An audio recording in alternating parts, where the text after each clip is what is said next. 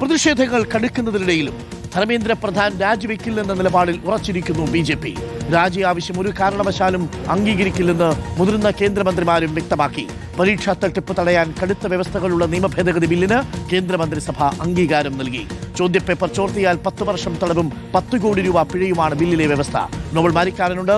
Nobel Marikkaran, മുഖം രക്ഷിക്കാൻ ഒടുവിൽ കേന്ദ്ര സർക്കാർ ഭാഗികമായി വഴങ്ങിയെന്നതിന്റെ തെളിവാണോ ഈ പരിഷ്കാരങ്ങൾ?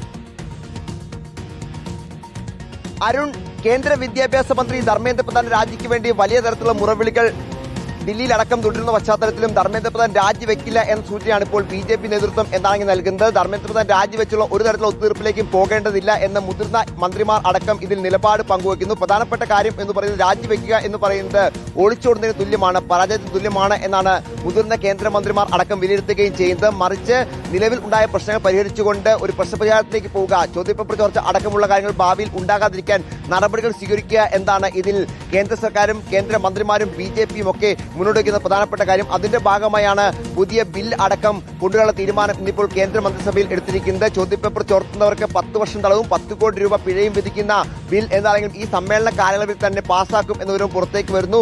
ഈ കാര്യങ്ങൾ കേന്ദ്ര സർക്കാർ ജനപ്രതിനിധികളെയും ഒപ്പം കോക്രോച്ച് ജനതാ പാർട്ടി അടക്കമുള്ള പാർട്ടികളെയും അതോടൊപ്പം തന്നെ മറ്റ് പ്രതിപക്ഷ കക്ഷികളെയൊക്കെ അറിയിക്കും എന്നാണ് നമുക്ക് അറിയാൻ കഴിയുന്നത്. എന്താണെങ്കിലും ധർമ്മേന്ദ്ര പ്രധാൻ രാജി എന്ന ആവശ്യത്തിന് ശക്തമായ മുറവിളികൾ തുടരുമ്പോൾ അത് പ്രതീക്ഷിക്കേണ്ടതില്ല എന്ന് ബി.ജെ.പി. ക്യാമ്പ് ഈ ഘട്ടത്തിൽ വിവരം നൽകുന്നു. അതായത് ധർമ്മേന്ദ്ര പ്രധാനെ പൂർണ്ണമായി സംരക്ഷിക്കാനാണ് ബി.ജെ.പിയുടെയും അതോടൊപ്പം തന്നെ കേന്ദ്ര സർക്കാരിന്റെ തീരുമാനം എന്ന് വ്യക്തമാക്കുന്നത് കൂടിയാണ് ഇപ്പോൾ തീരുമാനം. പ്രധാനപ്പെട്ട കാര്യം എന്ന് പറയുന്നത് ഇന്നലെയും കഴിഞ്ഞ ദിവസമൊക്കെ പ്രധാനമന്ത്രി ഇതുമായി ബന്ധപ്പെട്ട് പ്രതികരിച്ചപ്പോഴും ധർമ്മേന്ദ്ര പ്രധാൻ രാജി എന്ന കാര്യത്തിൽ ഒരു വാക്ക് പോലും പ്രധാനമന്ത്രി പറഞ്ഞില്ല എന്ന് ഇതിന്റെ പ്രധാനപ്പെട്ട സൂചനയാണ്. അതായത് ധർമ്മേന്ദ്ര പ്രധാൻ വിദ്യാഭ്യാസ മന്ത്രിസ്ഥാനം ഒരു കാരണവശാലും രാജിവെക്കില്ല എന്ന് ഈ ഘട്ടത്തിൽ എന്താണെങ്കിലും ഉറപ്പിക്കാൻ കഴിയും.